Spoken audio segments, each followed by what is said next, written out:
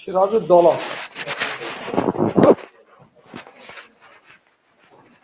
History जो subject है ना, हिस्ट्री,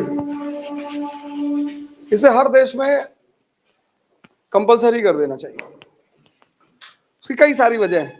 पहली वजह यह है कि दुनिया में एक सब्जेक्ट है दर्शन, वो तो दुनिया से बाहर की बात करता है।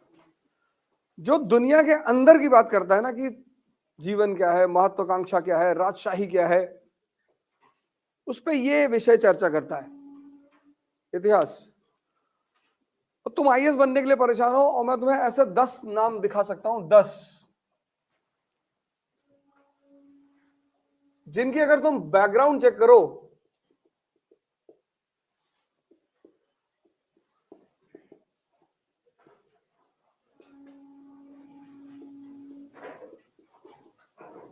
मतलब न जाने कितने नाम मैं गिना सकता हूं यहां पे, कि अगर तुम इनकी बैकग्राउंड चेक करो तो बहुत सामान्य बैकग्राउंड के लोग, बहुत सामान्य।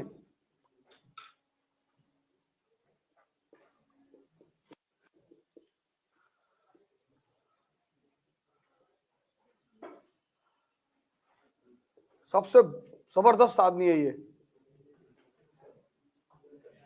इन सब में कॉमन पता क्या है? ये सब बहुत सामान, बहुत सामान। मतलब कभी कभी तो ऐसा है कि हम इनसे अच्छे घरों में पैदा हुए,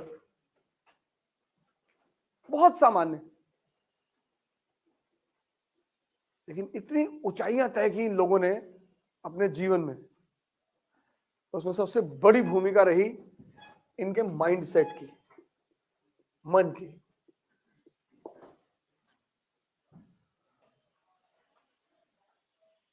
इसीलिए तो मैं तुमसे कहता हूं जीवनियां पढ़ा करो, क्योंकि जिंदगी तो चल रही है, बर्थ से शुरू हो चुकी है, अब ये यहां तक पहुंचेगी, तुम रोक नहीं पाओगे, चल रही हो, तुम रोक नहीं पाओगे। आज एक दिन गया, ये जो चल रही है ना, इसको तो तुम रोक ही नहीं पाओगे, इसके बारे में सोचना ही बंद कर दो, और ये ऐसे चलेगी, ऐसे ऐसे ऐसे, मतलब अप्स एंड डाउन्स। इस अप्स एंड डाउन्स को मैनेज करने का नाम टैलेंट है, पढ़ना और ना टैलेंट नहीं। इस अप्स एंड डाउन्स को मैनेज करने का नाम है टैलेंट। ये देखो, मतलब जिस जमाने में यूरोप में आम आदमी राजा बन ही नहीं सकता था, बन ही नहीं सकता था,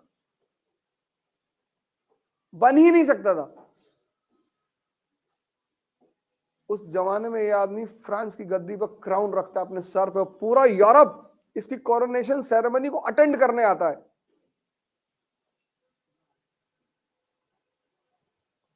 पूरा यूरोप इसकी कोरोनेशन सेरेमनी को अटेंड करने आता है। ये फ्रांस का नहीं था, इटली का था।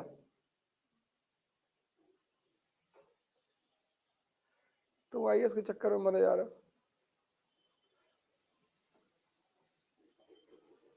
ये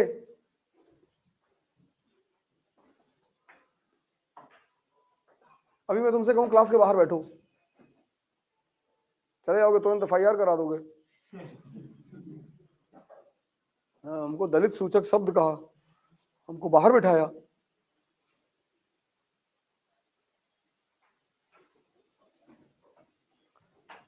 जय भीम का नारा बहुत प्यारा है, तो जय हिंद का नारा है, ऐसे जय भीम का नारा है। लेकिन मेरे लिए जय भीम का नारे का मतलब है दुस्साहस, डेयरनेस। मेरे लिए जय भीम मतलब ये नहीं कि मैं अंबेडकर को फॉलो करता हूं। मेरे लिए जय भीम का मतलब है दुस्साहस। वो सोचना कि अगर किसी को बता दो तो बेहोश हो जाए। आज सुबह में आ रहा था उधर से ग्रीन पार्क से, तो रास्ते में लाल इमली वाली फैक्ट्री पड़ती है। हमने कहा भाईजान यार इसको खरीद लो। तो तब देखे तो कहे कि चलिए। अरे मैंने कितने की होगी, मैक्सिमम कितने की?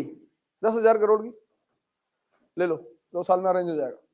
पता करो क्या बिक तो रही है सर। 400 बिलियन स्टार है भगवान के पास, भगवान अल्लाह जो भी कहो, 400 बिलियन स्टार।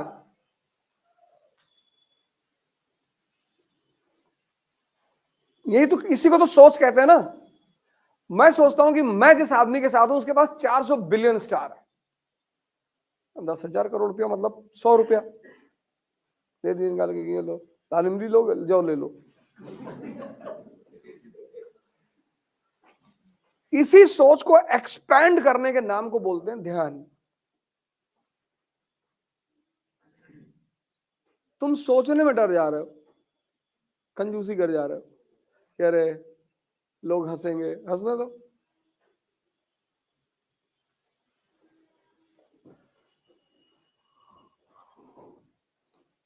भौंकने और दहाड़ने में फर्क है ना।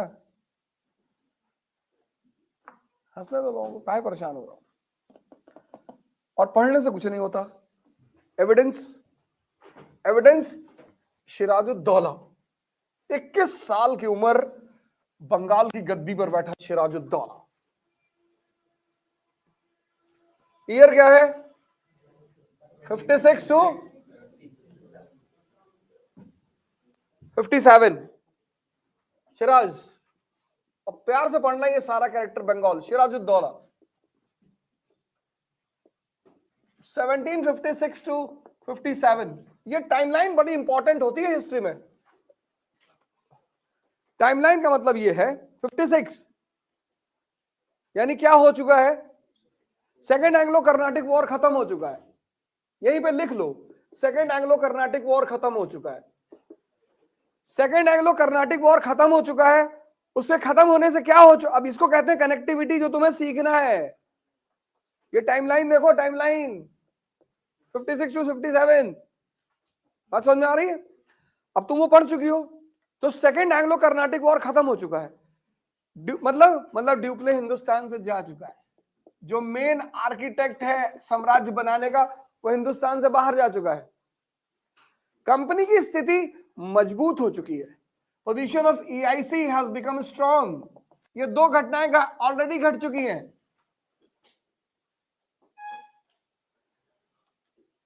The man who was dreaming for Indian Empire, Duplé, possibly he has left. वो जा चुका है। The position of company has become strong. ये 2 घटनाएं घट चुकी है ना, इसको दिमाग में रखो। इन दोनों घटनाओं के घटने से क्या हुआ है? क्लाइव को कॉन्फिडेंस मिल चुका है। तुमने प्री दिया, निकल गया, कॉन्फिडेंस बढ़ा ना। एक घटना और घट चुकी है, क्लाइव का कॉन्फिडेंस बढ़ चुका है, एक मैच जीत चुका है क्लाइव, एक एग्जाम दिया, क्वालिफाई कर गया। अब बंगाल पढ़ने से पहले ये तीन चीज अपने दिमाग में रखो कि ड्यूप्ले जा चुका है, कंपनी की पोजीशन स्ट्रांग हो चुकी है, और क्लाइव का कॉन्फिडेंस, तब बंगाल पढ़ो। इसको बोलते हैं लॉ ऑफ कनेक्टिविटी। तुम क्या करते हो, तुम सोचते हो पुराना पढ़ लिया, वो यहां थोड़ी काम आएगा। यही तो अंतर है ना स्कूल एजुकेशन और कॉलेज एजुकेशन में। स्कूल एजुकेशन में व्हाट व्हाई हाउ बस, कॉलेज एजुकेशन में इंटरकनेक्टिविटी। अब ये चीजें सोच का ही तो परिणाम है भाई। टाइमलाइन क्यों लिखे हम, टाइमलाइन को लिखने का क्या फायदा है? इस टाइमलाइन को लिखने का यह फायदा है कि हमें ये तीन चीज दिमाग में रहेगी,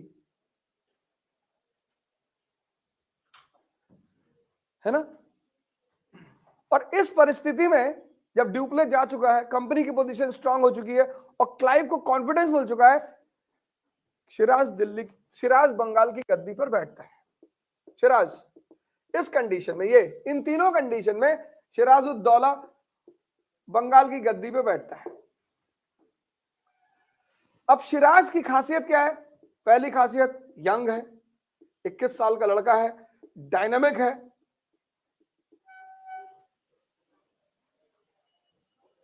लेकिन दो चीजों का शिकार है। एक, लैक ऑफ एक्सपीरियंस। बहुत बड़ी चीज होती है दुनिया में, दुनिया में ज्ञान से बड़ी चीज है एक्सपीरियंस। इसलिए जब तुम अपने दोस्त को अपने घर लेकर आते हो ना, लड़का या लड़की, तो तुम्हारा बाप 1 मिनट में स्कैन कर देता है,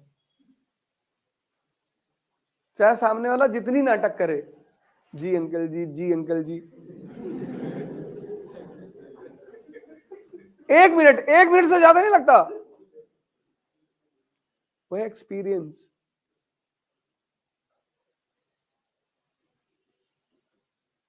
इसलिए तुम दुनिया में पढ़ाई कहीं भी कर लो, कीमत एक्सपीरियंस की होती है। जितनी बड़ी कंपनी उतना बड़ा एक्सपीरियंस। अनुभव एक अलग चीज है ना। इसीलिए जब गरीब आदमी कहता है कि मुझे पैसा नहीं कमाना है, तुम कमा भी नहीं पाओगे।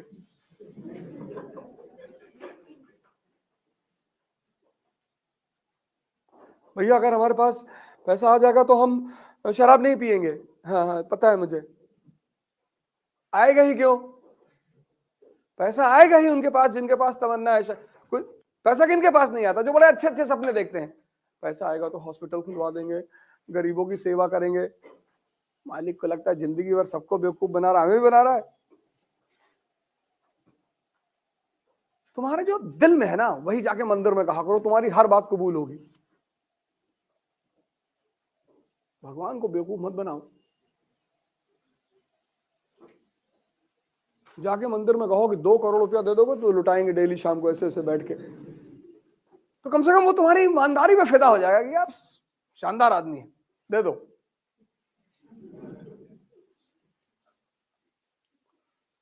तुम इंसान को तो बेवकूफ समझते ही हो, भगवान को भी समझते हो। अगर आईएएस बन गए तो गरीब लड़कों को पढ़ाएंगे, पढ़ लेंगे गरीब लड़के। कोई गरीब नहीं है इस दुनिया में। तुम ठेका मत लो पूरी दुनिया का।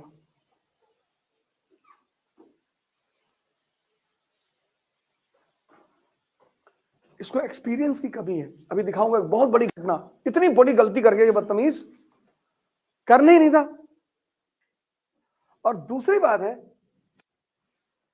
एंगर, क्रोध। जिसके पास ये है ना, उसको बाहर दुश्मन की जरूरत ही नहीं है। गुस्सा जो है ना, हमारे सोसाइटी में मैंने एक भाई साहब की पार्किंग में गाड़ी लगा दी जल्दबाजी में, मुझे ध्यान ही नहीं रहा। ओ चिल्लाने लगे हो। मैं भागते हुए नीचे, मैंने कहा भाई साहब गलती हो गई। बोले मैं बहुत कुत्ता आदमी हूं।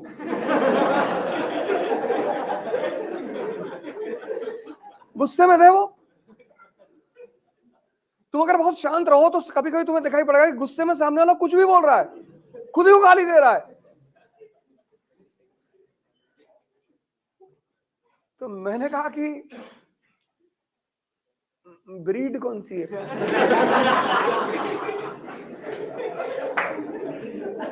अब आप ही कह रहे हो मैं कुत्ता हूं, तो मेरा तो धर्म है ना मैं पूछ लूं।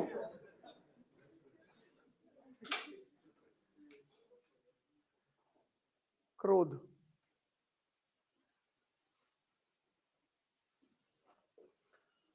इससे बचो।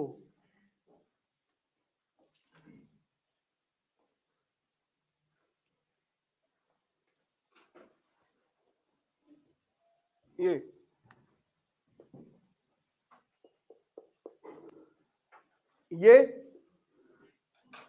यंग, डायनेमिक, लेकिन इसके पास एक्सपीरियंस है। अब दोनों कैरेक्टर में डिफरेंस देखो, दोनों आमने सामने। ये भी यंग है, ये भी डायनेमिक है, लेकिन इसके पास एक्सपीरियंस है ग्राउंड पे खेलने का, इसके पास शांति है, स्टेबल है ये, और दोनों आमने सामने हैं। ये होती पर्सनालिटी का महत्व।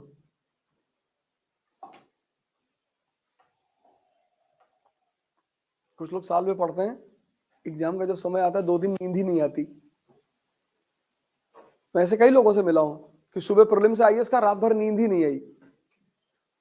नींद कब आई? जब एग्जामिनेशन शुरू हो गया तब। अब झपकी मार रहे हैं।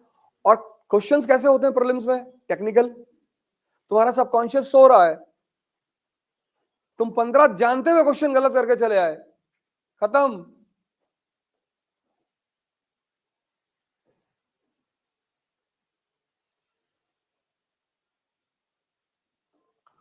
अब क्या हुआ?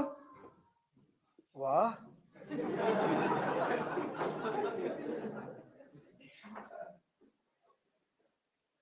मोबाइल छोड़ दो। हम देखो नहीं रखते। देखो मैं मोबाइल, अगर कोई बहुत अर्जेंट काम होगा तो ही क्लास में लाते हैं, कहीं भी मोबाइल क्लास में लेके नहीं आते, कहीं भी।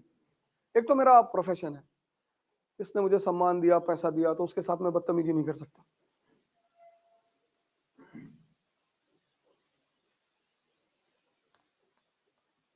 सम्मान दिया, पैसा। मैं सुबह सुबह टहलता हूँ कानपुर की रोड पे, 2-4 लोग ऐसे ही टकरा जाते हैं। वहीं ग्रीन पार्क में एक लड़का टकरा गया, कोई नौकरी वोकरी कर रहा है वहां पे, एक इनकम टैक्स का लड़का मिल गया, एक कानपुर पुलिस में कोई लड़का वो मिल गया। मैं नाच रहा था सुबह सुबह वहां, गाना चल रहा, नाच रहा, आया देखा तो देखता ही रहा तो 3 मिनट तक कोई था नहीं, खाली सुनसान। हाँ हो जा सर, तुम क्या? हाँ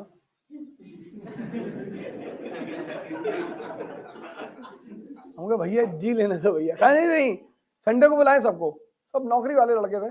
हमने कहा संडे को आना 1 बजे मिलेंगे। तुम इतने टेंशन में हो जैसे पूरी गैलेक्सी तुम्ही को संभालनी है, कि गाय दूध नहीं दे रही, देगी दूध।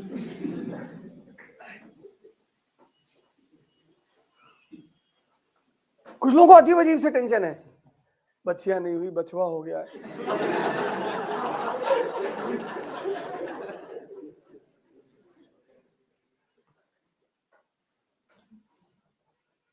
और कहानी शुरू हुई रोजर ड्रेक से। रोजर ड्रेक, कहानी इससे शुरू हुई। ये कौन है रोजर ड्रेक?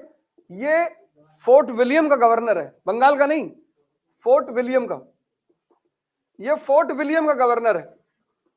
लिखते जाओ, वेट मत करना डिक्टेशन का, अब ज्यादा डिक्टेशन हो नहीं सकता। कहानी यहां से शुरू हुई। The story starts with Roger Drake, governor of fort William. ठीक, कहानी यहां से शुरू हुई, क्योंकि यही कहानी साउथ में शुरू थी। क्या? Succession dispute. उसी का तो फायदा वहां उठाया था साउथ में, है भाई। कल कर्नाटक में क्या मुद्दा था? एक तरफ अनवरुद्दीन, दूसरी तरफ चंदा साहिब। और बंगाल और कल वहां हैदराबाद का क्या मुद्दा था? नासिर जंग और मुजफ्फर जंग। और जैसे ही ये गद्दी पे बैठा सिराज, वही केस यहां भी पैदा हो गया। एक तरफ सिराज और दूसरी तरफ शौकत जंग और घसीटी बेगम। शौकत जंग इनके बीच डिस्प्यूट हो गया सक्सेशन को लेकर। सेम कहानी, सेम।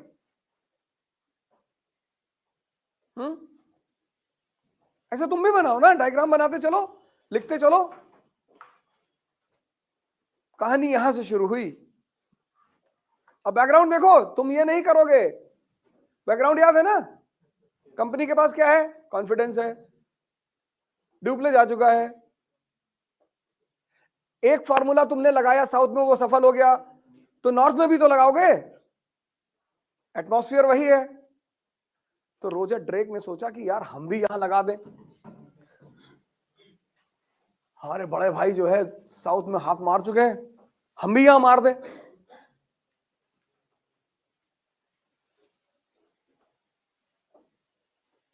है ना?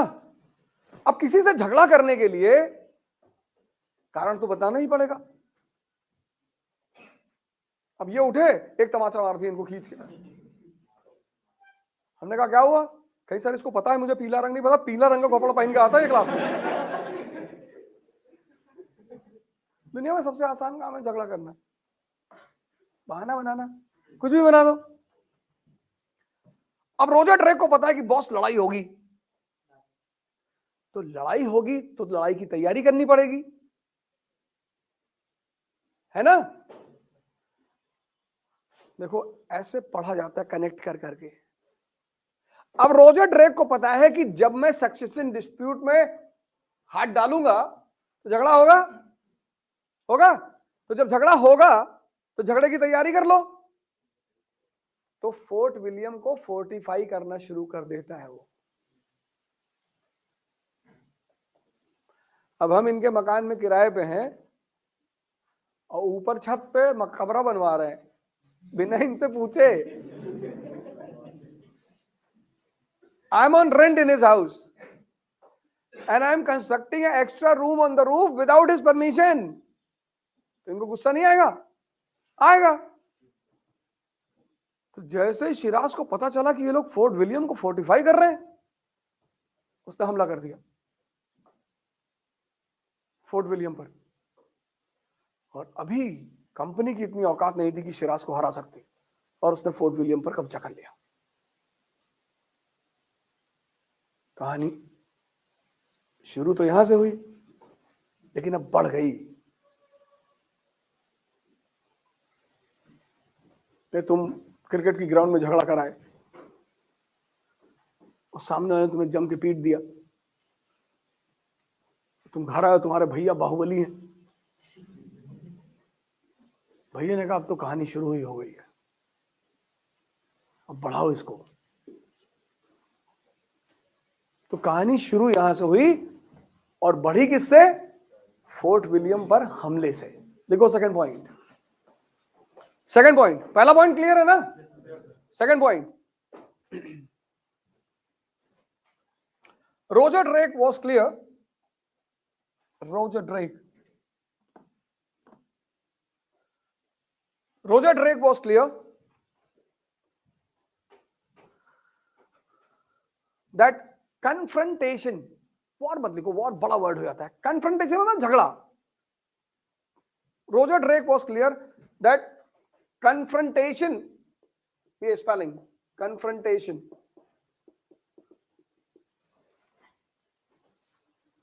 confrontation with Nawab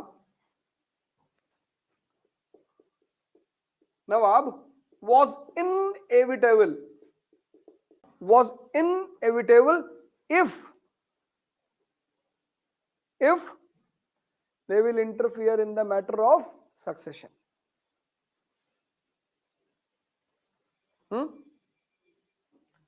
तो कंपनी अगर शौकत जंग की तरफ से खड़ी होगी तो शिराज की तरफ से कौन खड़ा होगा? फ्रांसीसी खड़े होंगे ना, right? In this situation,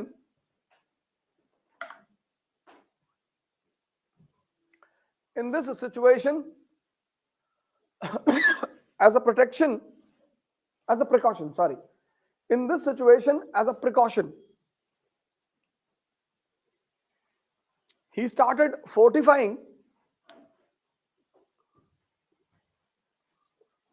He started fortifying.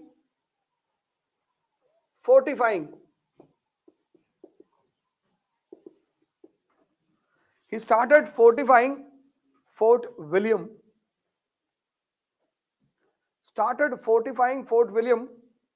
Without the permission of the Nawab. ये अंडरलाइन करना है. Without the permission of the Nawab. He started fortifying Fort William without the permission of the Nawab, and this was an attack on what? Sovereignty. And this was an attack on the sovereignty of the Nawab. Sovereignty मतलब संप्रभुता. This was an attack on sovereignty. This was an attack on the sovereignty of the Nawab. Shiraz attacked Fort William. Next line. Shiraz attacked Fort William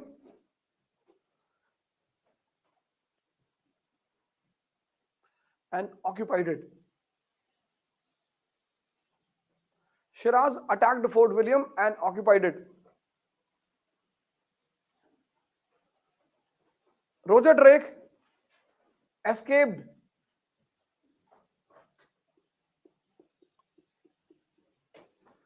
Roger Drake escaped to the nearby island called Fulta. Roger Drake escaped to the nearby island called Fulta.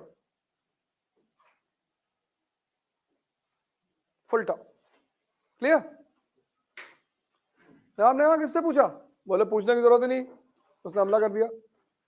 उसकी sovereignty पे हमला है, उसने हमला कर दिया, उसने कब्जा कर लिया फोर्ट विलियम पर. ये लोग भाग गए, निकल लिए दाहिने से.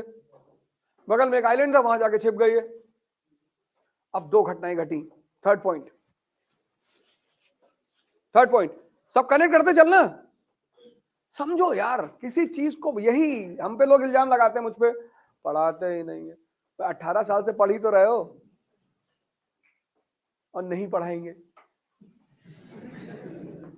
ये सीखो, ये ऐसे कनेक्ट करके कहानियां क्रिएट करनी है जो तुम्हारे यहां हजम हो जाए.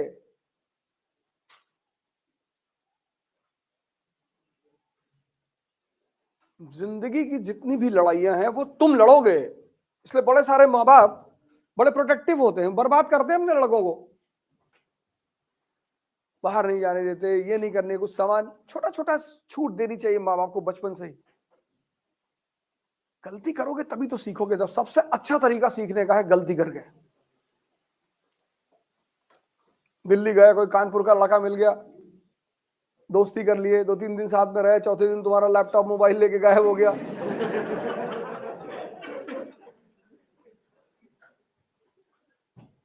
दुनिया में सबसे ज्यादा मजा है बेवकूफ बनने का, पर जानते हुए. और तुम्हें दिखाई पड़ा कि सामने वाला बेवकूफ बना रहा है और तुम बन रहे हो. जी भैया, इस दुनिया में कोई बेवकूफ ही नहीं बनना चाहता. हम बेवकूफ हैं. कभी कभी बन जाया करो, छोटी छोटी बातों पे मजा आता है.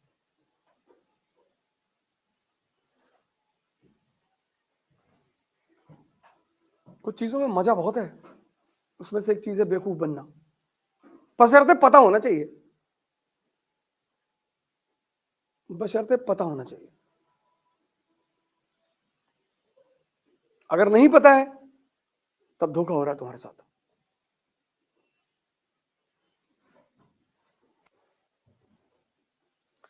है नहीं.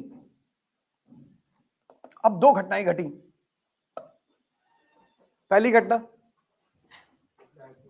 फोर्ट विलियम पे कब्जा हो गया शिराज का. अब देखना बेवकूफी इसकी. कितना इंपॉर्टेंट फोर्ट है, स्ट्रैटेजिकल, इंग्लिश का अड्डा है वो. वहां किसी मिलिट्री ऑफिसर को रख दो, वहां एक सिविलियन ऑफिसर को रख दिया इसने, Manik Chand. Lack of experience. Humayun 1530 1530 Mirzapur पे कब्जा करता है, शेरशाह को वापस कर देता है। शेरशाह आता कहता है सरकार हम नहीं लड़ेंगे। ये जो गेम ऑफ एम्बिशन है ना, इसमें कुछ चीजें नहीं होती। महत्वाकांक्षा के खेल में कुछ चीजें नहीं होती, माफी नहीं होती। एक बार जिसने बदतमीजी कर दी उसको मार डालो। आज तक सबसे सफल एडमिनिस्ट्रेशन अंडरवर्ल्ड का रहा है, क्योंकि वहां माफी नहीं होती।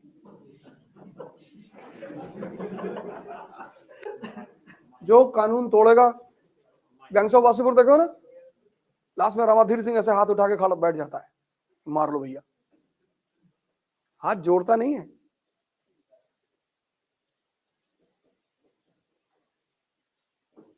कंपनी देखो अजय देवगन की, नहीं, अरे शुरुआत की सीन देखो, मलिक और ये अनीस दोनों जाते हैं मामों के पास,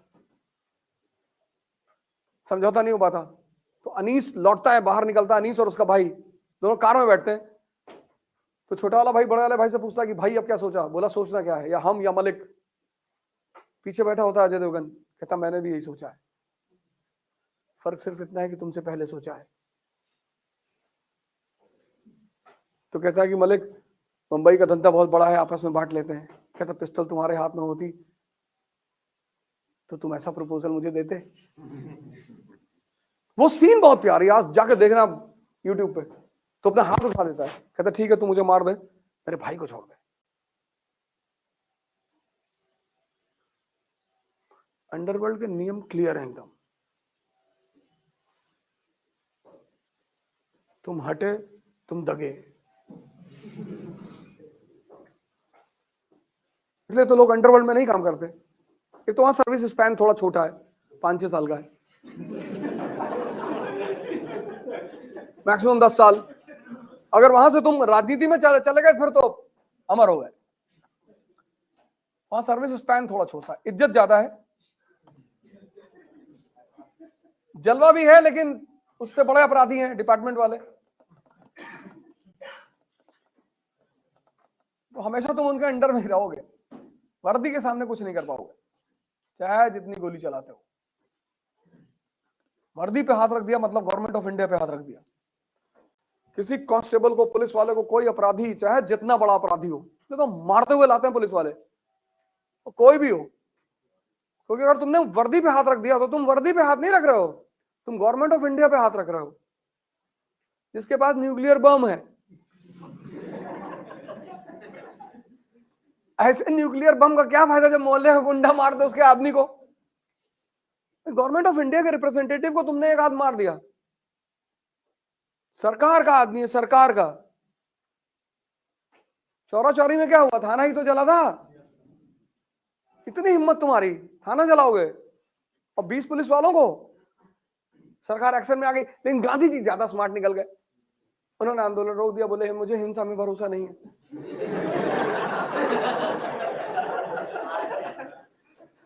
अंग्रेजों ने कहा 1 हफ्ते भरोसा रख लो, बोले है ही नहीं। सरकार पे हमला था वो। गांधी जी को पता चल गया कि अब बहुत मार मारेगी सरकार। एक एक आदमी को घर से निकाल के कि भैया हम नहीं थे, अरे तुम थे या नहीं थे। अभी देखे ना लड़कों को जो मारे गए, कैसे रो रहे थे लड़के। मूवमेंट चलाना आसान नहीं है, मतलब चलाना आसान है, उसको संभालना। –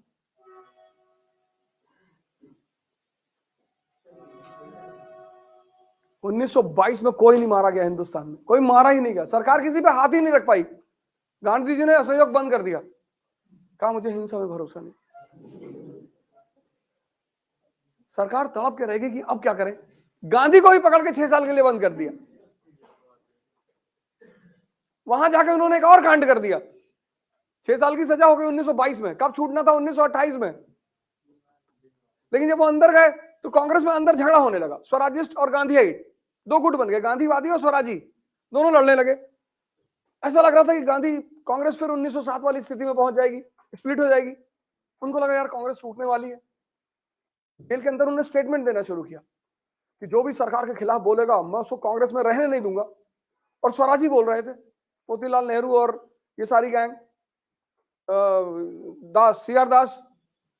अंग्रेजों ने सुना कि गांधी जी ऐसा कह रहे हैं कि जो सरकार के खिलाफ बोलेगा मैं उसे कांग्रेस में नहीं रहने दूंगा। तो अंग्रेजों ने कहा था अंदर क्या कर रहे हो,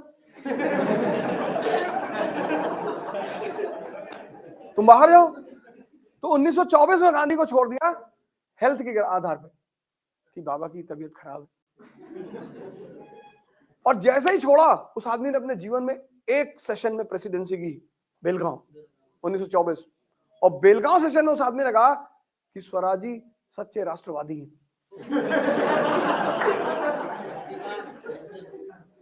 अंग्रेजों ने कहा तुम जेल में कुछ और कह रहे थे, बोले शाम को कहा होगा। सूरज अस्त पावा मस्त, अब रात में कोई बात निकल गई होगी।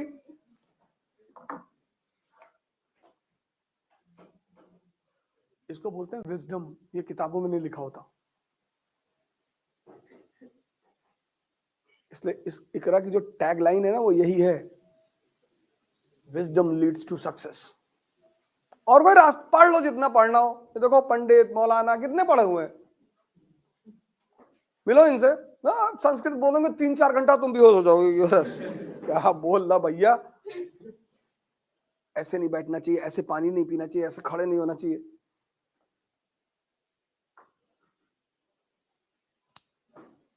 देखो ये जितने धार्मिक लीडर हैं सारे धर्मों के, कोई एक धर्म नहीं, कितना कानून बताते हैं, रात के 2 बजे के बाद ये नहीं करना चाहिए, ऐसा नहीं करना चाहिए।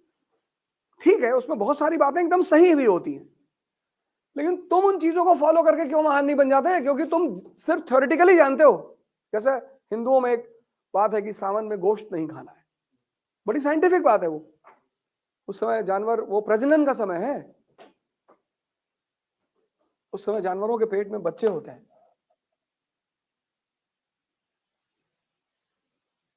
सावन जो है वो प्रजनन का समय है, गर्भ धारण का समय है, प्रेगनेंसी का समय है।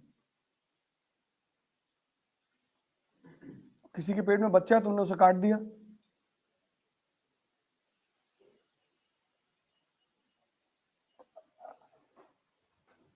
एक घटना तो ये घटी, ये बेवकूफ आदमी फोर्ट विलियम जीता, किसको देके चला आया?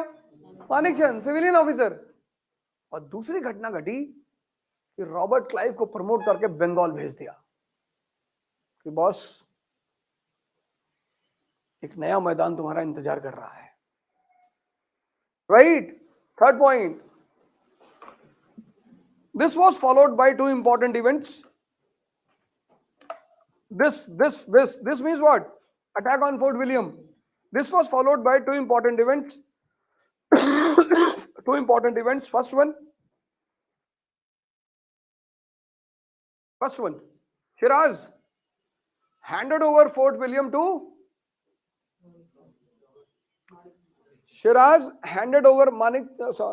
Fort William to a civilian officer. Civilian, इस पे अंडरलाइन करना, civilian पे।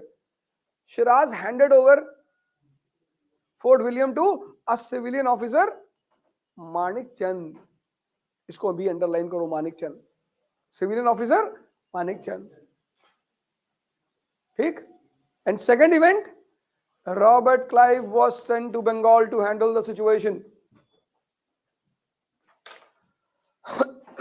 Robert Clive was sent to Bengal to handle the situation.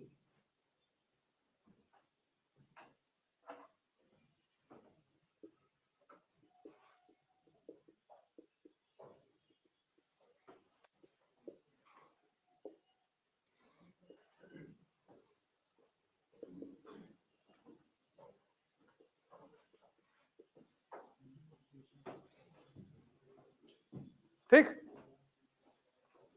हाँ, कहानी क्लियर? यहां तक story clear? 1756 Clive comes to Bengal. तुम यार काम सही से करो, सिलेक्शन क्यों नहीं होगा? और नहीं होगा तो अब तुम नीचे नहीं जाओगे।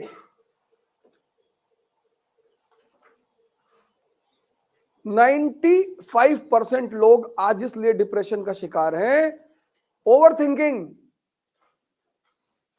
उसकी वजह यह है कि वो वीक है ना अंदर से। तुमसे ध्यान करने के लिए जो कहता तुम उसका मजाक उड़ाते हो, तुम भारत के संतों का मजाक उड़ाते हो।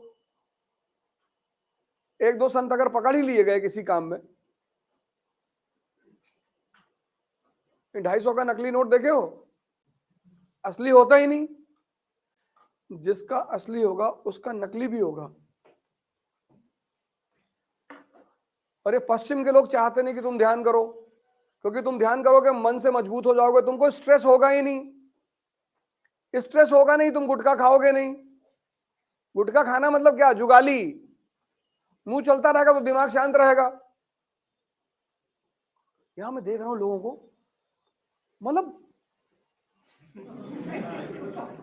वो बनमस्का वाला सुबह 7 बजे आकर गुटखा मुंह में डाल लेता है। मैंने कहा यार तुम बेचते तो अमृत हो और खुद खाते जहर हो। अरे भैया, हम कहीं जितना कमा रहे हो ना, ये सब अस्पताल में चला जाएगा।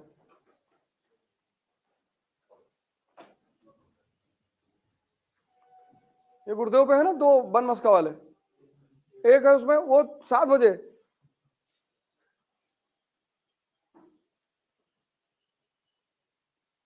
तो ठीक है कुछ लोग परेशान हैं। और एड यहां पे गुटखा का इतना जबरदस्त जबरदस्त है।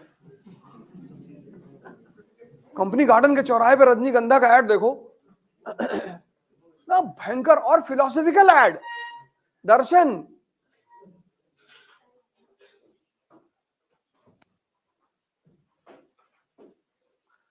गुटखा मत खाओ, मिट्टी खा लो उठा के,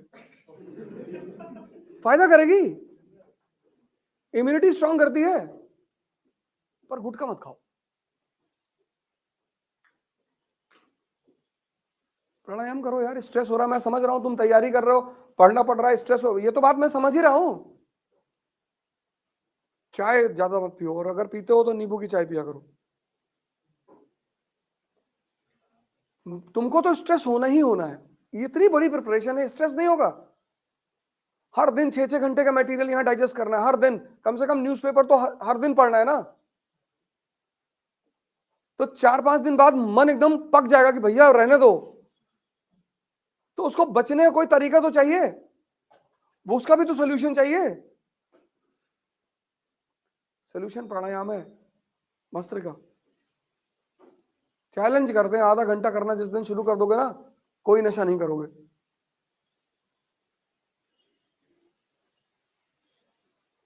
चैलेंज। आज हमसे बहुत लोग कहते हैं कि हम सुबह 7 बजे मिलेंगे, ये वो। ये अशरफ भाई हमारे शाहरुख बैठे हैं। हाँ हाँ, फजल भाई भी थे। तुम कहाँ थे? अच्छा, हाँ 15-16 किलोमीटर डेली।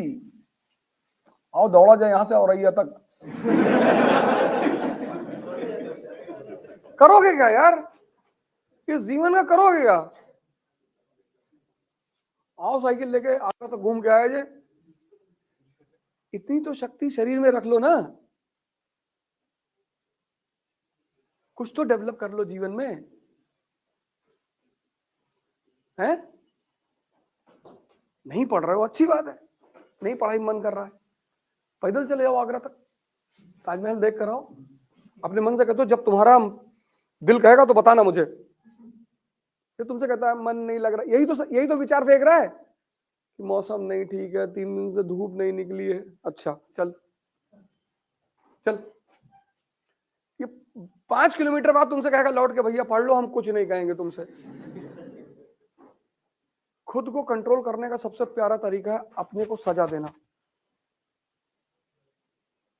और जिस दिन तुम खुद को सजा देने लगोगे, तुम्हें दुनिया में दूसरा कोई सजा नहीं देगा, राजा बन जाओगे ना।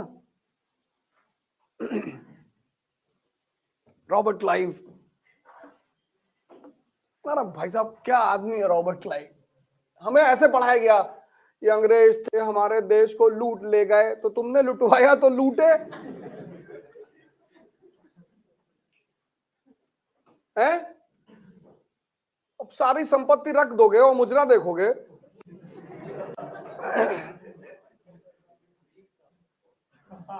तो कोई ना कोई तो लूटेगा ही ना। महमूद गजनी मुसलमान था और वो हिंदू धर्म को खत्म करना, और पागल है, हिंदू धर्म को खत्म करेगा? क्यों करेगा? आज देखो मुसलमान मार खा रहे हैं, खाएंगे ही, खाएंगे ही, कोई नहीं रोक सकता। आज मार रहे यहूदी। सोचो इतना बड़ा अरब वर्ल्ड है, इतना बड़ा ये अरब वर्ल्ड है, और इस अरब वर्ल्ड में यह है इजराइल। ये किसी को भी मार देते उठ के सब, इराक, सीरिया, जॉर्डन, किसी को भी, इजिप्ट, किसी की पार्किंग छीन लिए हैं, किसी के छत पे कब्जा किए हैं, यही तो किए हैं। चिल्ला रहे लोग हमारी जमीन ले लिए। तो ताकत पैदा करो, टेक्नोलॉजी डेवलप कर लिए, डोम लगा लिए हैं, मारोगे मिसाइल पहुंचेगी नहीं। सीखो उनसे कुछ, दुश्मन से भी सीखना चाहिए। दुश्मन को सिर्फ गाली नहीं देना चाहिए, उससे सीखना भी चाहिए। और रॉबर्ट क्लाइव 1756 में बंगाल पहुंच गया। कहानी शुरू हो चुकी है। Fourth point, 1756 Robert Clive reaches Bengal. The story has already started, है ना? स्टोरी हैज ऑलरेडी स्टार्टेड, कहानी शुरू हो चुकी है। हो चुकी कि नहीं? और क्या काम करेगा ये आदमी, दिमाग देखना इस आदमी का। पहुंचेगा पहले, he reaches Bengal, and first step, he bribes Manikchand,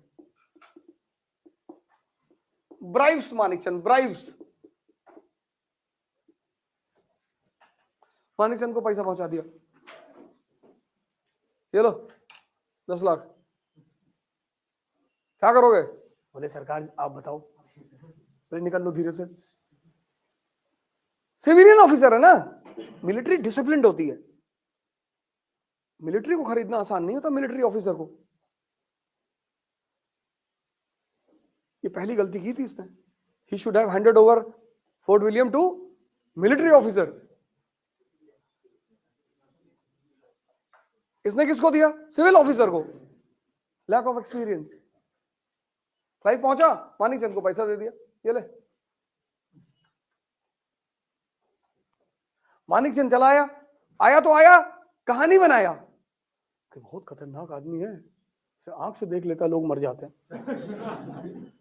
इस देश में जितने बदमाश खतरनाक नहीं है ना, उनके साथ जो रहने वाले इतना पिक्चर बना देते हैं उनका कि राजा भैया ताल है उनके यहाँ घर में, ताल मगरमच्छ पाले हैं वो, किसी से नाराज होते हैं तो मगरमच्छ को फेंक देते हैं। तुम जाके कभी देखे हो? इस देश के कहानी सुनाने वाले बड़े खतरनाक हैं कि भैया उनके घर गए थे, मशीन से ट्रे चलती उनके घर में, फर्जी।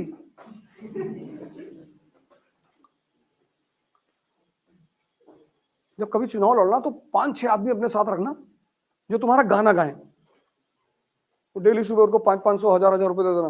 ये लो चौबे जी, ये लो 1000 रुपए, और बढ़िया है जी भैया, गाना गाएंगे तुम्हारा। कि भैया आंख बंद करके इसे मारे और 3 चिड़िया 3 डायरेक्शन से गिरी।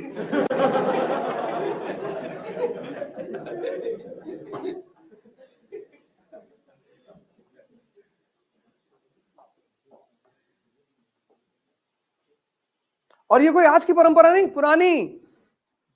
कालिदास की जब किताब ट्रांसलेट हुई अभिज्ञान शकुंतलम, तो अंग्रेज उन्हें खोजने लगे। अभिज्ञान शकुंतलम औरतों पे, पूरी किताब औरतों पे, औरतों की क्वालिटीज, उनकी 30 तरह की मुस्कान, 30 टाइप। अंग्रेजों ने कहा कौन है यार ये, इसको लाओ, ढूंढ के पकड़ के लाओ। बोले साहब बहुत पहले था ये। बोले इतना खाली था?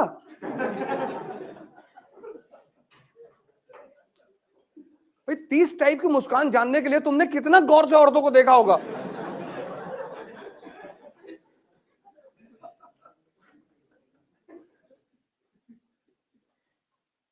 कोई आज की बात नहीं है, पुरानी।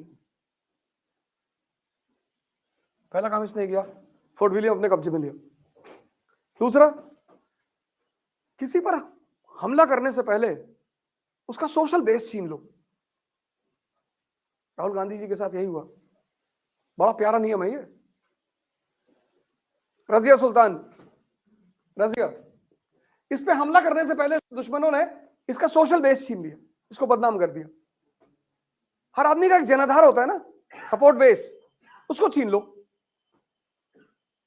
सद्दाम हुसैन, यूएस ने उसका सोशल बेस छीन लिया, WMD, weapons of mass destruction, आज तक ढूंढ रहे हैं। किसी पे सीधा हमला कभी मत करना, पहले उसको बदनाम करो, उसका सामाजिक जनाधार छीन लो, उसका कोई पीछे सपोर्टर ना बने, कोई सपोर्टर बचे ही ना।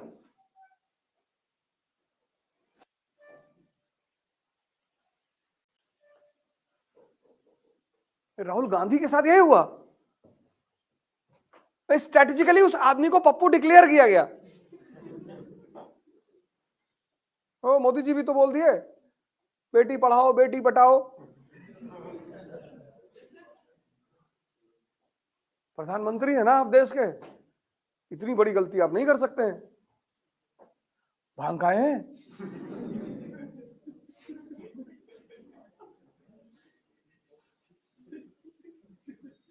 वो हमारे होम मिनिस्टर साहब कैसे बोलते हैं,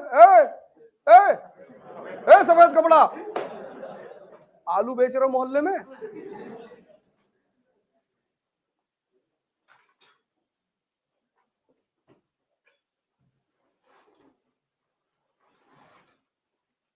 बड़े पद पर आप भारत के बैठे हैं, आपके बोली से, आपके बैठने से, आपके एक्शन से आप वो गरिमा झलकनी चाहिए, देख के लगना चाहिए कि यार होम मिनिस्टर है हिंदुस्तान का। तो तुम IAS बन जाओगे तो तुम्हें टाई वही लगाना पड़ेगा। वो क्या है, डिसेंसी है वो। मिनिस्टर्स की मीटिंग है तो सूट वूट पहन के, टाई लगा के, बाल ऑल सेट करके, चश्मा लगा के, ऐसे थोड़े 3 बटन खोले, चेन बाहर है, चाबी छल्ला नचाते हुए जा रहे हैं साहब।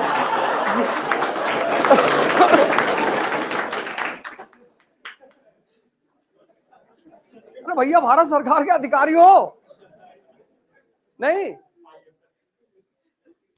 किसी को भी ये सूत्र है। अब ये सब किताब में नहीं लिखा है, लाइन के पीछे की बात के समझने को विजडम कहते हैं। डेवलप करो, मेरे चक्कर में मत रहना, सीख लो मुझसे ये सारी चीजें। ये सब लिखा हुआ है ना किताब में, नहीं लिखा है?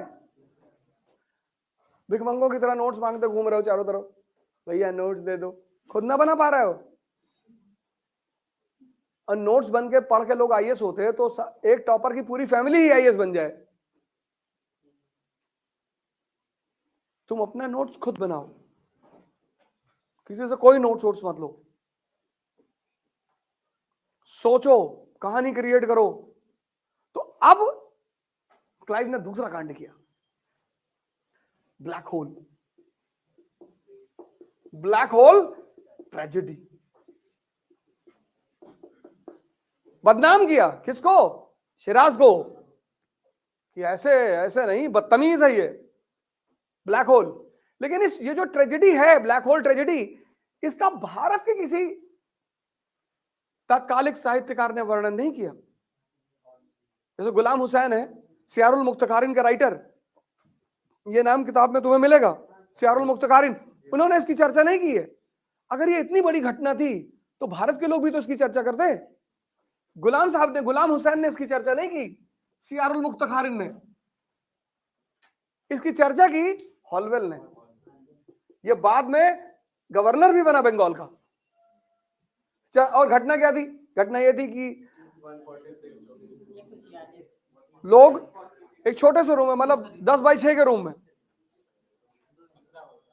15 बाई 6 के रूम में 146 लोगों को बंद कर दिया इसने। उसमें कुछ लोग दम घुटने से मर गए। तो वहीं पे हॉलवेल ने शिराज को कहा मॉनेस्टर, शैतान।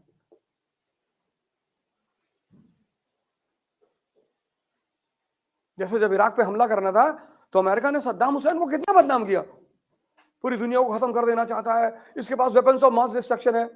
दुनिया ने कहा अच्छा तो हमला करो, फिर उसको मार डाला। फिर लोगों ने कहा कहां है WMD? बोले अभी ढूंढ रहे हैं। फिर अमेरिका ने सीरिया के लिए भी यही कहा। तब दुनिया ने कहा कि नहीं नहीं, अब की बार तुम सीरिया पर ऐसे हमला नहीं करोगे, पहले हमें तुम पक्का एविडेंस दो कि इसके पास WMD है। किसी को मारने से पहले, उस पर हमला करने से पहले उसको बदनाम करो।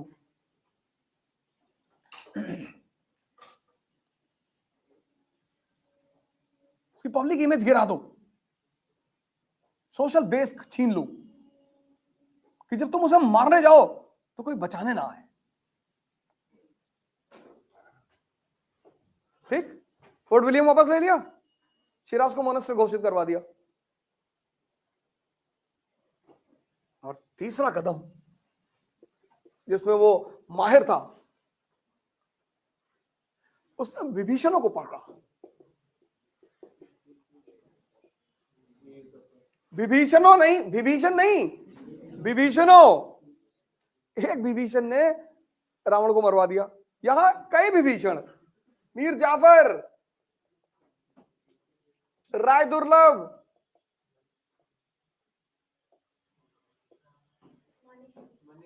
मानिकचंद, ये 20 लाख रुपया मांग रहा था।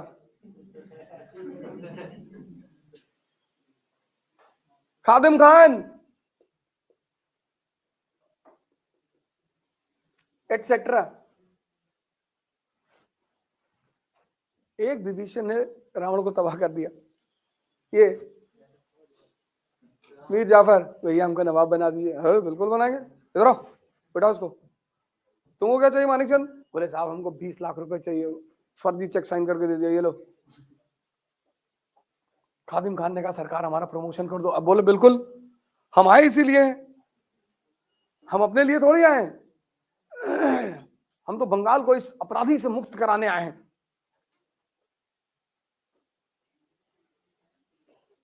India against corruption. अच्छा,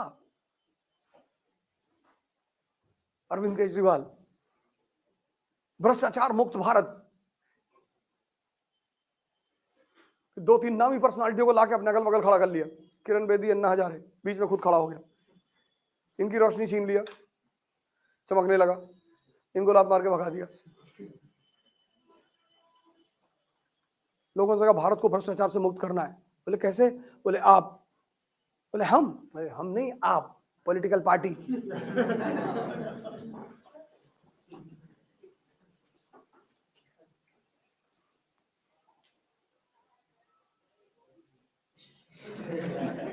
हनुमान चालीसा सुनाओ यार।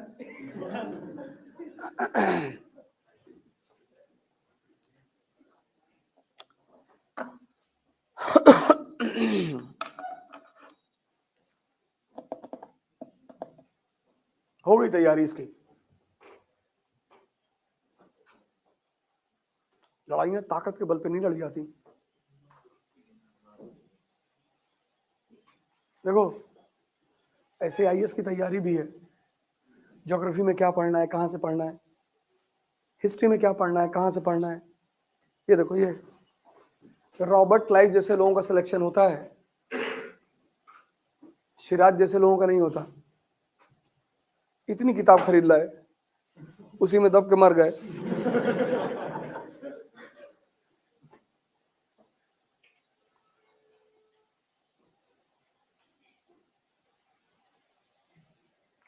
इन्हीं सब चीजों को वो प्री में क्वेश्चन बना के तो पूछेगा, और अलग से कहां पूछेगा। तो IAS की तैयारी का मतलब क्या?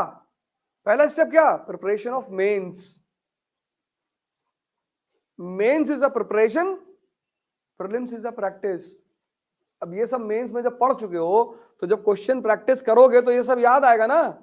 और प्रीलिम्स में तो 4 ऑप्शन देते हैं कि अगर सपने में भी कभी पढ़े होगे तो याद तो देख लो कौन सा सही है। लेकिन तुम्हारा दिमाग शांत नहीं है, ऊपर से तुम प्रेशर में हो, तो तुम आता हुआ आंसर भूल जाते हो। फिर तुमको बता दिया जाता है कि तुम हिंदी मीडियम के हो, हिंदी मीडियम वाले पास नहीं होते हैं।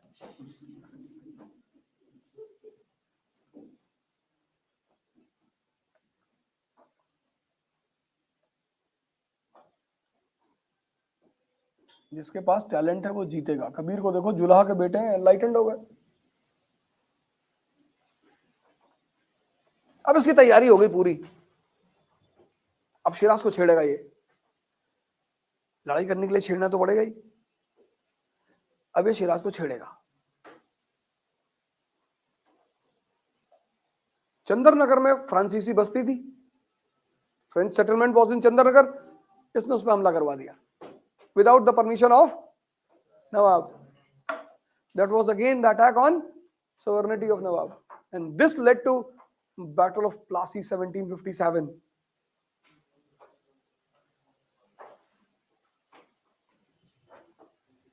ऐसे पढ़ो बाबूजी। शुरुआत में टाइम लगेगा थोड़ा सा, लेकिन ठीक है, लग जाने दो यार। तुम्हारा बेस इतना वीक है, नहीं लगेगा। तुम कभी सोचा ही नहीं सब डायरेक्शन में।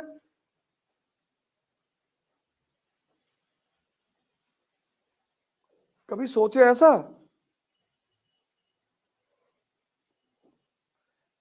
ऐसे सोचो, ऐसे।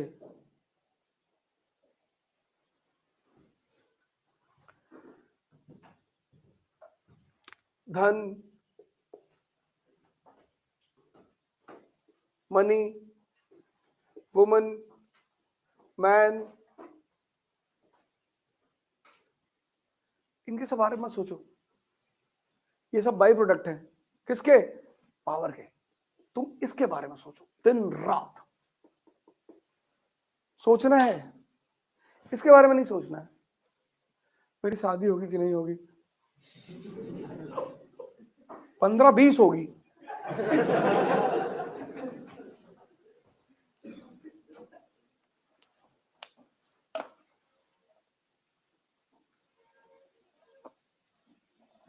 अभी तुम जाओ किसी लड़की के घर पे, उसके फादर से प्रपोजल लेकर, ऐसे बेरोजगार होके जाओ, बहुत मारे लाठी निकाल के तुमको,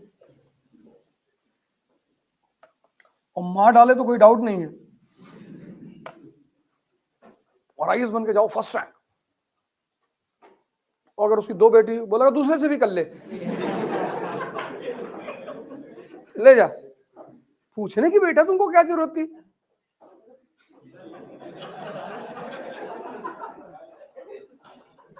और अगर तुम लड़की हो, तुम्हारे वो ससुराल वाले सुबह शाम तुम्हारी आरती उतारेंगे, चंदन लगाएंगे,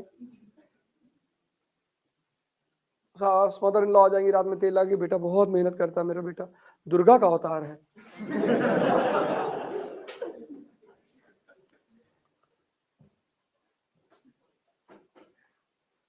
खूब सोचो इसके बारे में। और सोच का है, काम करो।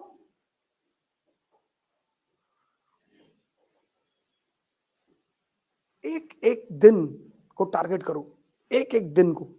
आज का दिन टारगेट करो, कल छोड़ दो, कल छोड़ दो, कल के बारे में सोचो ही मत। आज, फिर जब कल सुबह हो फिर टारगेट करो, और फिर पूरे साल ऐसे करके देखो। कल के बारे में सोचो ही मत, कल को डिलीट मार दो कि बस आज ही मैं जिंदा हूं, आज ही एक्सरसाइज करना, आज बॉडी बनाना, आज प्राणायाम करना, आज पढ़ना है। एक एक दिन तुम स्ट्रांग होते चले जाओगे, और 6 महीने बाद,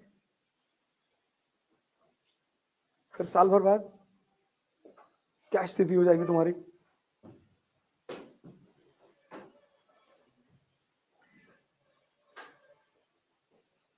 क्लियर हो गया? लिख लो।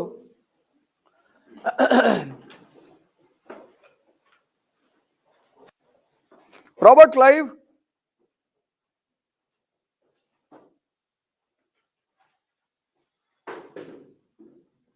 was a man much ahead of Siraj-ud-Dawla.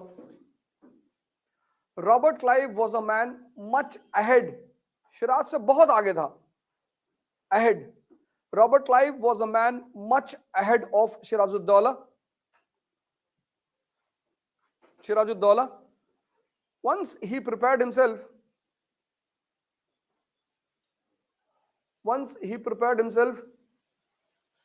he instigated Shiraz, instigated, bhadkana. Once he prepared himself, he instigated, he instigated Shiraz by attacking Chandarnagar. He instigated Shiraz by attacking Chandarnagar. Chandarnagar, the French settlement in Bengal. Chandarnagar,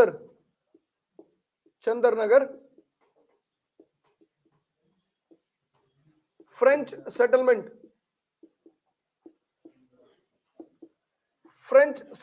in Bengal.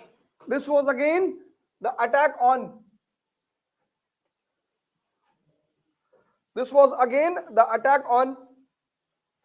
the sovereignty of Nawab.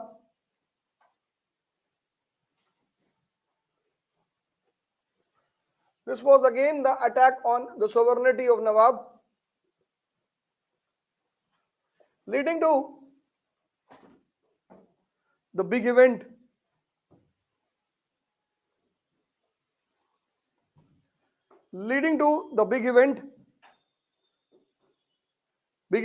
that is Battle of Plassey, 1757.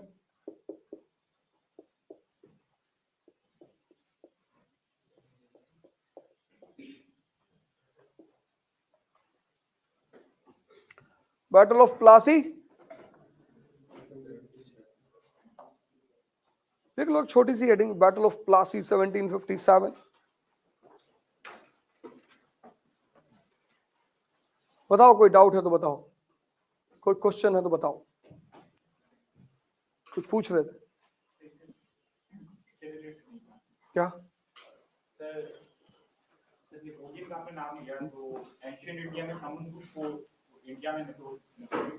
Bharat का Napoleon. हाँ,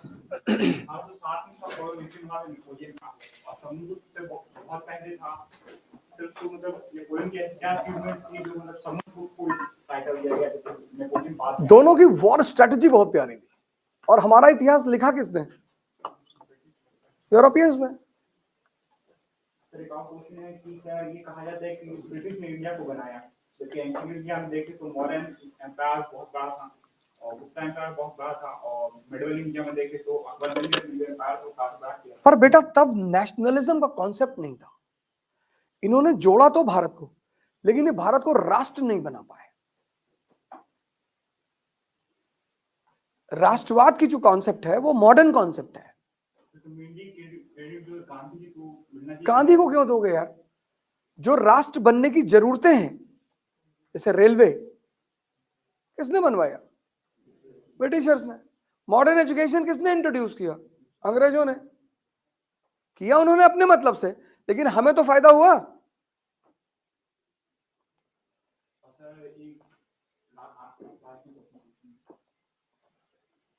अरे नहीं, पूछ लो. Question जरूर पूछा करो. Teacher अगर तुम्हें कहते कि हम नहीं बताएंगे तो ठीक है सर, क्लास के बाद बता दे. Battle of Buxar, battle of Plassey के जो प्लेस था, उसको जब अलग अलग राइटर्स ने अपने हिसाब से लिखा है, तो इसमें ये देखा है कि एविडेंस तो सेम है कि बैटल ऑफ मतलब प्लासी इसलिए हुआ कि कॉन्क्वेस्ट करना था. क्या मीर जाफर को एम्बिशन था, ट्रेड से रिलेटेड डिस्प्यूट थे और एक एम्बिशन था, लेकिन अदर राइटर ने अपने ओपिनियन दिए हैं या अपने लॉजिक दिए हैं हिसाब से. इस तरह क्या हिस्ट्री को, जैसे आपने पहले भी कहा था, हिस्ट्री ऑन व्हाट एविडेंस, जो एविडेंस और लॉजिक का समावेश होता है, मतलब दोनों साथ में मिलकर. पर लॉजिक हम मानते नहीं ना बेटा. लॉजिक हम इसलिए नहीं मानते, जैसे मैं तुम्हें बताऊं, बड़ा अच्छा एग्जांपल बताता हूं लॉजिक का. मैंने शुरू में पहले दिन ही क्लास में कहा था कि लॉजिक कोई भी तर्कशील व्यक्ति जो मतलब ज्यादा खुखेड़ी है मन से, तो ये सब जो हमें पढ़ा अलग विचार करें, मतलब अलग अलग ट्राई करते हैं, तो अलग अलग रीजन देते हैं कि बैटल ऑफ बक्सर और बैटल ऑफ प्लासी के, तो उनके हिसाब से उनके लॉजिक से वो कंक्लूजन हो सकता है. बिल्कुल. वो तो क्वेश्चन पे डिपेंड करेगा ना. जो मेन सा क्वेश्चन आएगा वो तुमसे क्या पूछ रहा है, तुम्हें वही बताना है.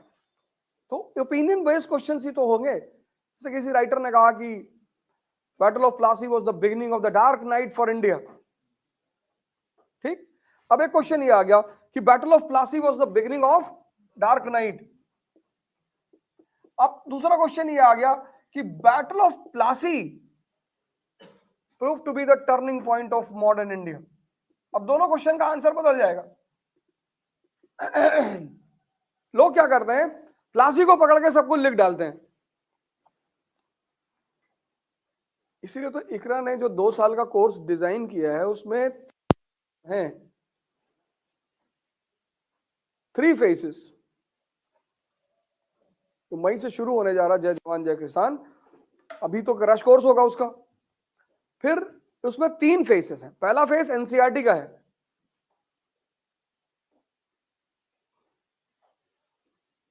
दूसरा फेस एडवांस्ड है,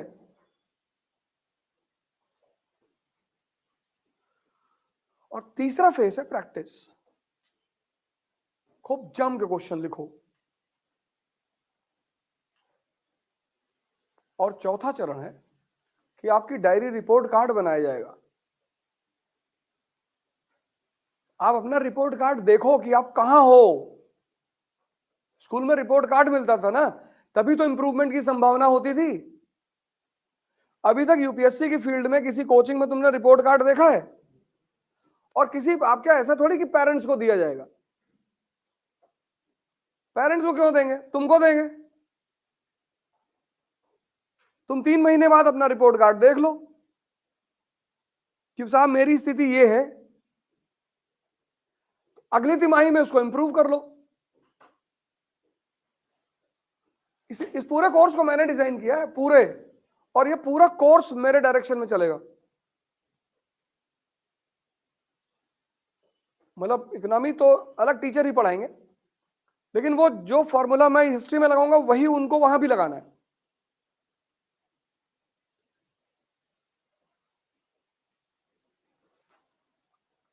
क्योंकि तुम खुद से काम नहीं करोगे, करवाना पड़ेगा तुमसे। मारना पड़ेगा, धमकी देनी पड़ेगी, डराना पड़ेगा, पैसा छीन लेना पड़ेगा तुम्हारा। फेल कर गए, मोबाइल रखवा लिया।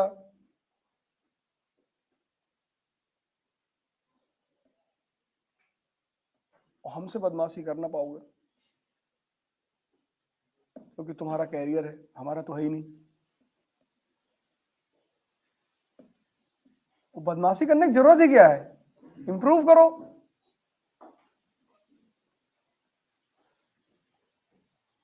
और ये सब मैं आज से नहीं कर रहा हूं, मैं पिछले 5-6 साल से कर रहा हूं। लेकिन तब मैं पर्सनल गाइडेंस के उसमें करता था, हर साल 10 लड़कों को चुनता था मैं।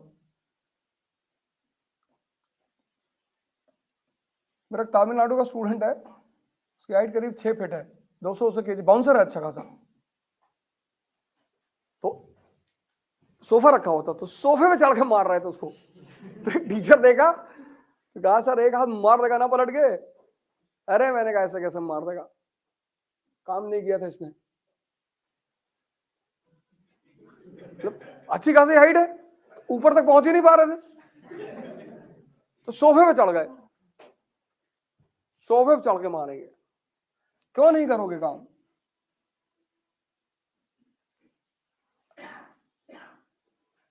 इसीलिए तो इस देश में 80% लोग नौकर हैं, क्योंकि सेल्फ डिसिप्लिन नहीं है।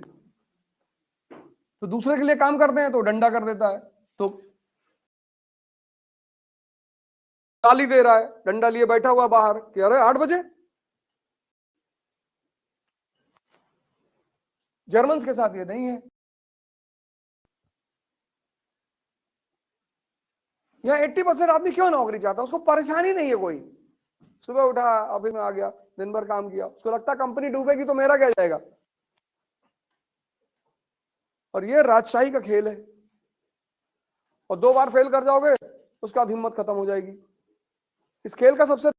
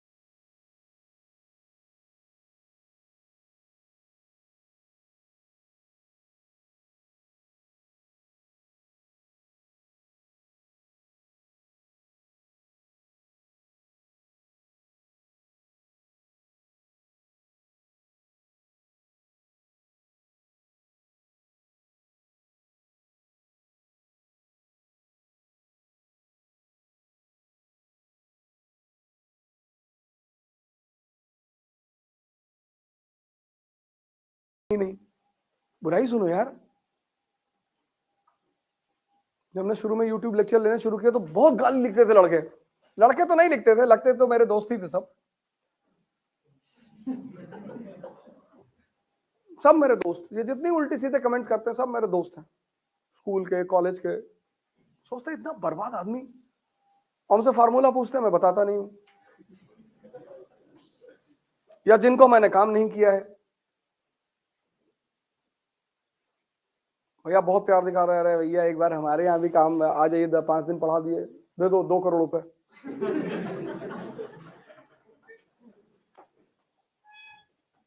और हमको नाक में गाली देते हैं, अपना जबान खराब करते हैं। हमसे ज्यादा बर्बाद आदमी धरती पे कहां मिलेगा? बर्बादों के बादशाह हैं हम। ऐसा कोई कुकर्म नहीं जो ना करें, और ना करने को प्रोत्साहित ना करें।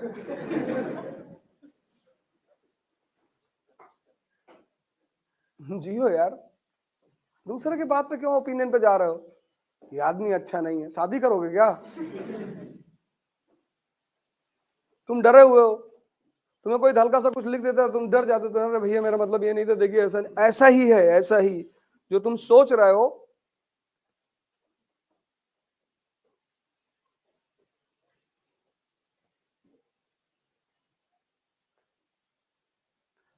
तुम ये सब चीजें छोड़ दो, मजा लो खाली सुनने का। आईएएस बनोगे तब तुम्हें बहुत मजा आएगा, लोग भागते हुए तुम्हारे पास आएंगे, हर आदमी तो तुम्हारी शादी कराने लगेगा तुरंत।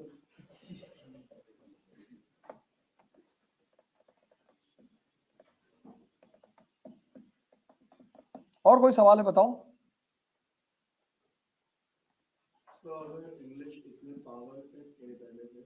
पावर कहाँ है बेटा? दिमाग है, विजडम। किसको?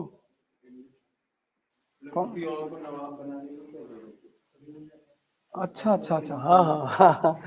अच्छा, मीर जाफर की जगह खुद ही बैठ जाते। ये सवाल क्लाइव से किया गया था, बड़ा अच्छा जवाब दिया उसने, बहुत जबरदस्त।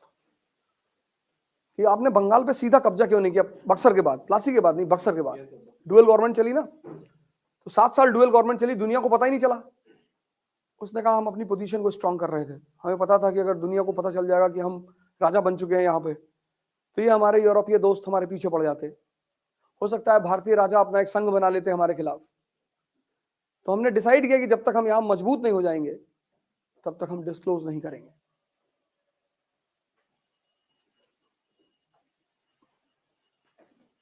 तुम जब राइज करना चाहते हो ना, पूरी दुनिया तुम्हारे पीछे पड़ जाती है, और जब वो तुम्हारे अंदर योग्यता देखती है तब तो और पड़ जाती है। तो सीधे डिस्टर्ब करेगी, इनडायरेक्टली डिस्टर्ब करेगी। तुम लड़की हो तब तो और परेशान करेगी।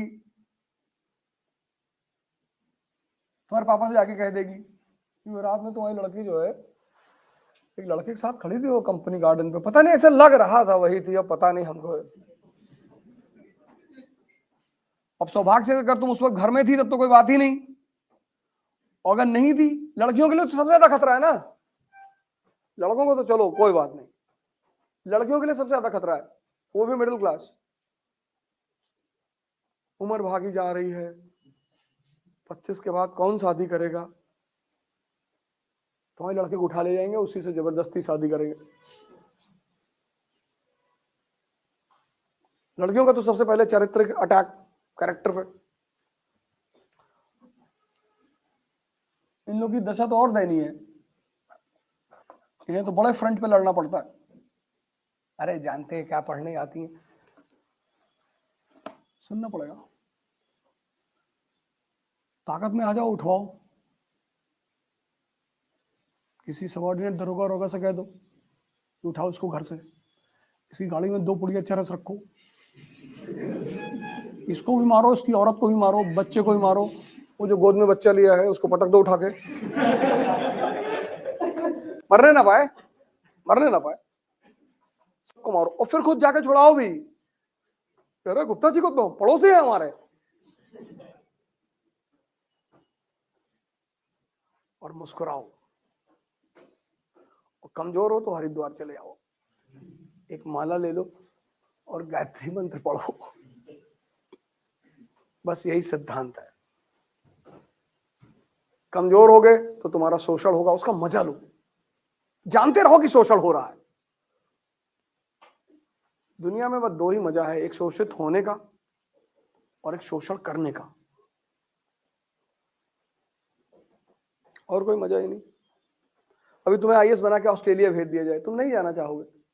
किसको दिखाओगे वहां जाके? तो आईएएस बन के तुम सबसे पहले कहां भागोगे? अपने गांव, बाल बाल तिरछे करके, चश्मा ऐसे लगा के, ऐसे ऐसे चलते हुए कि मर गए ना। अरे भैया, वो जो हर आदमी का चेहरा तुम देखोगे ना, तुमको इतना मजा आएगा देख, तुमको आईएएस बनने का मजा नहीं आएगा।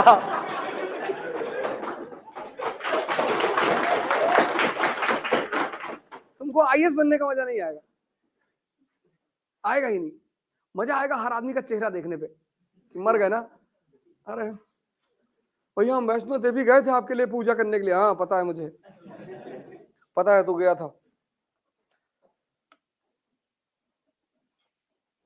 इसलिए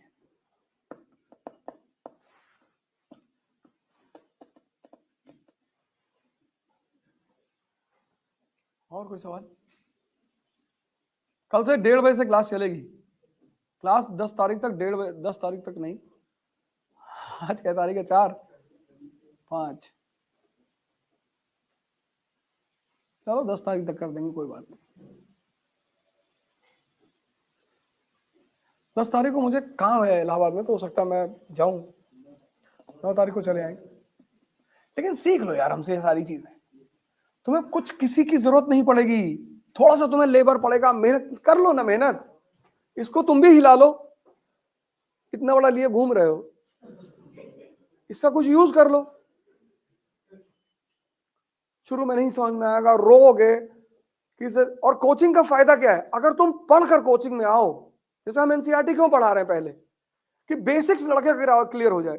जब टीचर पॉलिटी पे डिस्कशन कर रहा हो क्लास में, तो लड़के को राज्यसभा के बारे में ना सोचना पड़े कि यार राज्यसभा क्या है, उसका बेसिक्स पूरा क्लास में तैयार हो, जिससे कि वो क्वेश्चन कर सके। अभी तुम क्यों नहीं क्वेश्चन कर पाते क्लास में? तुम्हारा बेसिक सही नहीं, तुम्हारा बेसिक सही नहीं।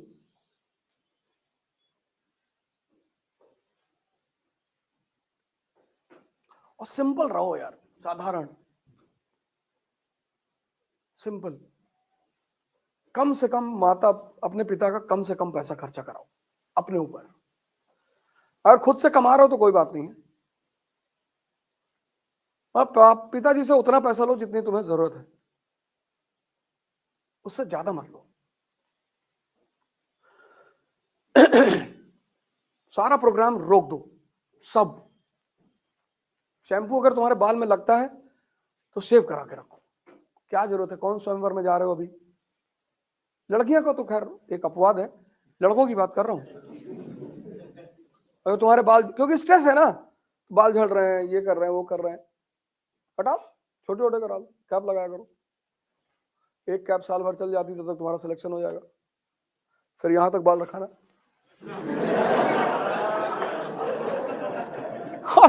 अभी क्यों रखा हो? अभी कौन तुम्हें देखने आ रहा है? साइकिल से आओ,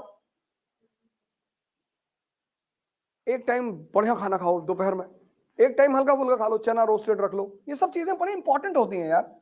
फूड हैबिट को अपने मेंटेन करो, टुकड़े टुकड़े में खाते रहो। रोस्टेड चना बड़ी प्यारी चीज है, रखे रहो, खाते रहो, पढ़ते रहो। एक थर्मस ले लो, चाय पीने के लिए उठ के मत जाओ, उठ के जाओगे तुम्हारा 3 घंटा चला जाएगा। एक थर्मस ले लो, बना के रख लो, नींबू और शहद डाल के, अमृत है नींबू और शहद, रख लो, दिन भर चलेगी।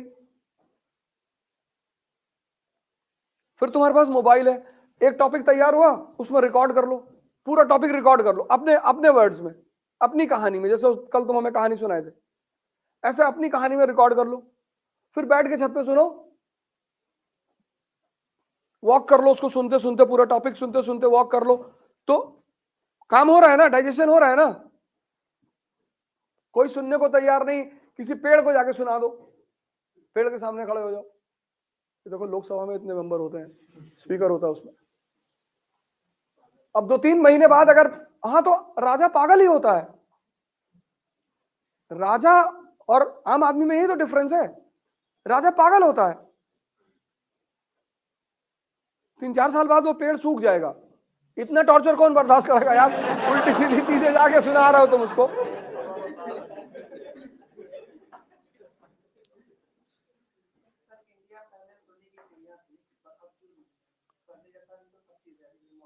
पहले दिन बताए नहीं थे।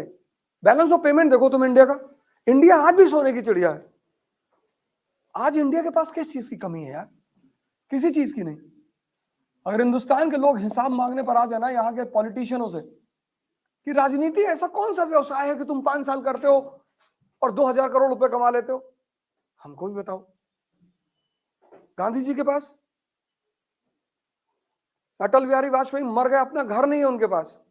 लाल बहादुर शास्त्री अपनी कार का इंस्टॉलमेंट नहीं दे पाए। लोहिया मरे, उनको इलेक्ट्रिक उसमें दफनाना पड़ा, 11 रुपया जेब में पड़ा हुआ था। वो हालांकि उनकी ख्वाहिश भी थी कि मुझे जलाया महंगे, मेरा अंतिम संस्कार बहुत पैसा न लगाया जाए। ये जनता हिसाब ही नहीं मांगती। बजट आया, किसी को सुने चौराहे पे डिस्कस करते हुए?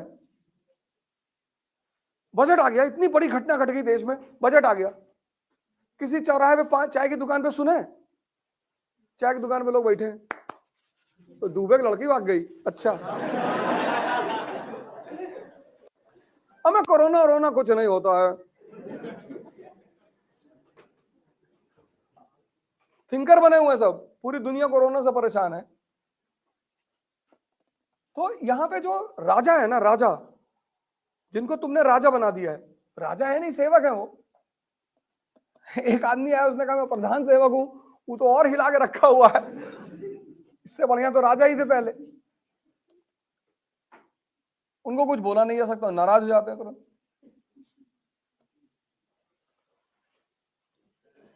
मोदी जी को कुछ कह ही नहीं सकते।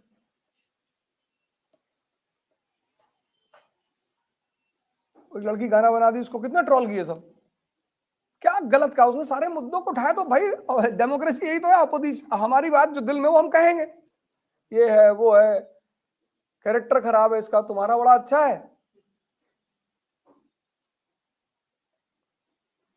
एक कोई भाई साहब आए थे, वो बोल रहे थे कि तुमको जूते से मारेंगे लड़की को। कितने बड़े फौलादी सिंह बने हुए हो, दाऊद इब्राहिम को गाली देके दिखाओ। लड़की माँ है, उसको तुम गाली दे रहे हो, नेहा राठौर को। तुम्हारी माता जी ने दूध पिलाया, तुम दाऊद को गाली देके दिखाओ। किडनी लीवर सब निकाल के ऐसे किनारे रख देगी, लीवर इसका इधर रख। ओ मिडिल क्लास घर की लड़की है तो ठीक है, तुम उसे गाली दे रहे हो, ट्रोल कर रहे हो। डेमोक्रेसी यही है ना भैया कि हम अपनी बात को, उसने कहीं गाली दिया किसी को? कोई अपशब्द का इस्तेमाल किया है? संगीत बनाया उसने, उसने तो गाना उस पर ही बनाया, फंडामेंटल राइट पे। क्या समझाया उसने गा के फंडामेंटल राइट? पढ़ी लिखी लड़की है।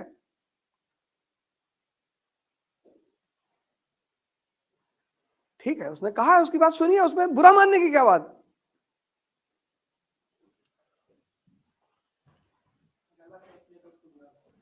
नहीं, गलत या सही उस पर मैं नहीं जा रहा हूं, लेकिन राजनीति में, डेमोक्रेसी में हर आदमी को अपनी बात कहने का अधिकार, और वो भी वो शालीनता से कह रही। ए बाबा,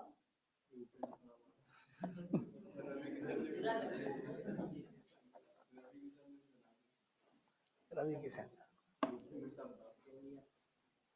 बॉलीवुड वाले आगे राजनीति नहीं करना चाहिए, उन्हें भी करना चाहिए, ऐसी बात नहीं है। मनोज तिवारी, उनसे पूछो कि महंगाई कैसे घटेगी, मोदी जी घटाएंगे, तो कैसे घटाएंगे?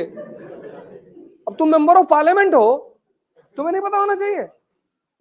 मोदी जी महंगाई घटाएंगे, कैसे? नहीं घटाएंगे, मोदी जी ने कहा है कि वो।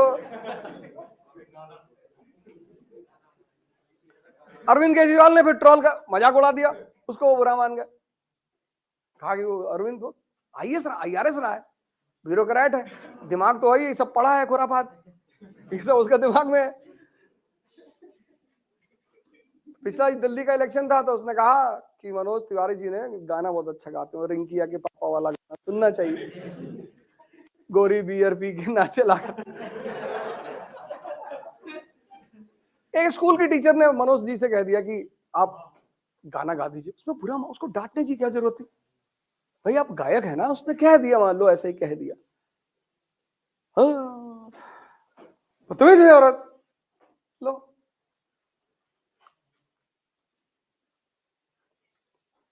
आप जाओ, इसको पूरा प्रिपेयर करो।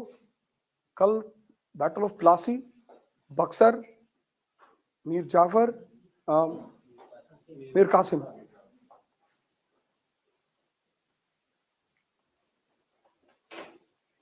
और कोई क्वेश्चन नहीं है ना? क्वेश्चन लिखो। और सब लिखेंगे आंसर, सारे लोग।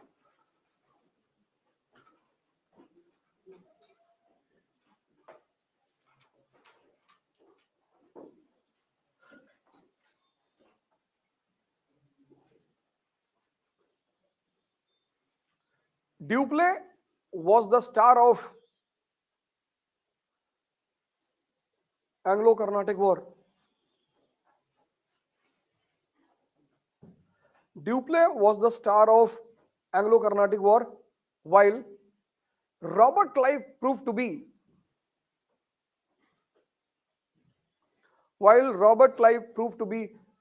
the superstar. Robert Clive proved to be the superstar. Comment comment मैं बताऊंगा इस वर्ड का मतलब, कमेंट का मतलब क्या होता है। तुम लिख के लाओ, एक पेज से ज्यादा नहीं लिखोगे, चाहे तुम्हारा आंसर पूरा हो या ना हो, तुम उसकी चिंता नहीं करोगे। एक पेज है ना, पेपर, तो पूरा एक पेज लिखोगे बस, उससे ज्यादा कुछ भी नहीं लिखोगे। आंसर पूरा हुआ नहीं हुआ, ये लर्निंग प्रोसेस है, बस तुम लिखोगे सिर्फ। दूसरा क्वेश्चन लिख लो।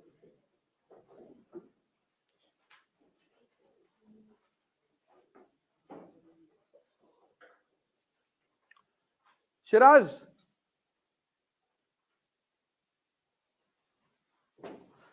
पूरा नाम लिखो यार। शिराज ऐसे लग रहा है ड्राइवर को बुला रहा है। Siraj-ud-Daulah, Siraj-ud-Daulah was a incompetent personality. Incompetent, अयोग्य, अयोग्य व्यक्तित्व। Siraj-ud-Daulah was a incompetent personality. Do you agree with this statement? लिखना है। Was a incompetent personality. Do you agree with this statement? अब देखो impatient होकर तुरंत बोल दिया यस सर। इसका आंसर बहुत मायने रखेगा जो तुम लिखोगे। इनकम्पीटेंट, यही वर्ड को समझाना है, सारा खेल इसी वर्ड में है, इनकम्पीटेंट वर्ड में। चलो फिर कल 1:30 बजे मिलते हैं, 1:30।